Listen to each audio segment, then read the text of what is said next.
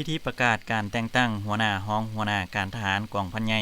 หัวหน้าแผนกหัวหน้ากองพันหัวหน้ากองห้อยเอกราชแขนงการและวิสาเฉพาะจำนวนหนึ่งอยู่กองพันใหญ่605ได้จัดในวันที่21มีนาคม2025นี้โดยการเป็นประธานของสหายพันโทไม้ศรีมาวันดีเลขาคณะพรรคหัวหน้าการเมืองกองพันใหญ่605มีสหายพันโทวงเดือนแก้วมณีคณะพรรคหัวหน้าการทหารกองพันใหญ่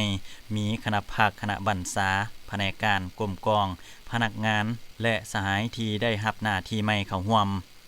สหายพันโทท้องสอนธรรมวงศ์หัวหน้าแขนงพนักงานกองพันใหญ่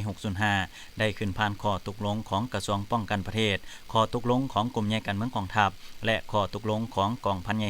605ว่าด้วยการแต่งตั้งหน้าที่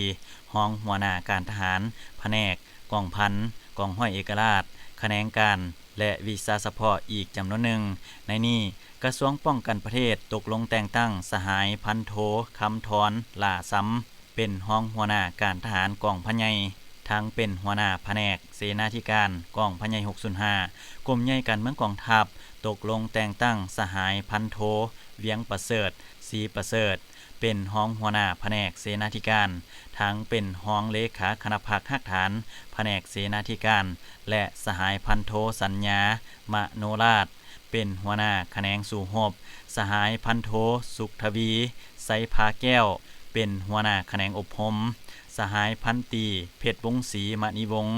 เป็นหัวหน้าแขนงสืบข่าวสหายพันตีรัตนกรสุขสาครเป็นหัวหน้าแขนงป้องกันภายในสหายห้อยเอกเลิศสะพลเทียงธรรมเป็นหัวหน้าแขนงสร้างแสงกองพันใหญ่ปืนใหญ่นาดิน605สหายพันโท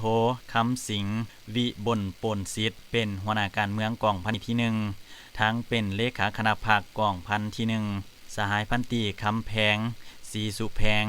เป็นห้องหัวหน้าการเมืองทั้งเป็นกรรมการคณะพรรคหักฐานกองพันที่1สหายพันโทศรีทนมีไสผลเป็นหัวหน้าการเมืองกองพันที่3ทั้งเป็นเลขาคณะพรรคหักฐานกองพันที่3สหายพันโทสมไสวรรณสวงเป็นหัวหน้าการทหารกองพันที่3สหายพันตีสิทธิพรท้องไสสมแพงเป็นห้องหัวหน้าการทหารกองพันที่3กองพันใหญ่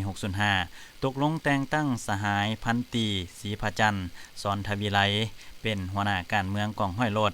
สหายพันตีบุญน้องศรีเมืองคุณเป็นห้องหัวหน้าการเมืองกองห้อยโลดสหายพันตีคำผองนิตสวัสดิ์เป็นห้องหมวดโลดสู่หบกองห้อยโลดสหายห้อยเอกธนุสรณ์ฟองศิลาเป็นหัวหน้าการทหารกองห้อยบรรษาการสหายพันตีบุญเอ็นอุดมพลเป็นห้องหัวหน้าการทหารกองห้อยบรรษาการสหายพันตีสุวรรณสิทธิ์เป็นหัวหน้าการเมืองกองห้อย1กองพันที่1สหายห้อยเอกเวิร์นทองไสยหักเป็นหัวหน้าการเมืองกองห้อย3กองพันที่1และสหายห้อยเอกพงศวรรค์สุริยศักดิ์เป็นห้องหัวหน้าการเมืองกองห้อย3และยังได้แต่งตั้งบรรดาช่วยเวียกแขนงการหัวหน้าหมวดห้องหมวดและหมู่อีกจำนวนหนึ่ง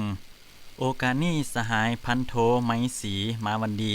ได้แสดงความย่องยอชมเชยต่อผลงานที่บรรดาสหายสร้างได้ในระยะผ่านมาพร้อมทั้งเน้นนักให้ผู้ที่ได้รับหน้าที่ใหม่จงตั้งหน้าฝึกฝนหล่อหลอมตนเองรอบด้านเป็นเจ้าการศึกษาอบรมการเมืองนำพาแนวคิดให้พนักงานนักรบในทั่วกรมกองมีแนวคิดการเมืองหนักแน่นตั้งหน้าปฏิบัติข้อกำหนดกฎระเบียบของกองทัพให้เข้มงวดมีแบบแผนวิธีเหตุเวียกเป็นหมู่คณะแบ่งบุคคลรับผิดชอบมีความรับผิดชอบสูงต่อหน้าที่เวียกงานที่ได้รับมอบหมายยกสูงน้ำใจความสามัคคีช่วยเหลือซึ่งกันและกันพร้อมกันเฮ็ดสำเร็จหน้าที่ตามการมอบหมาย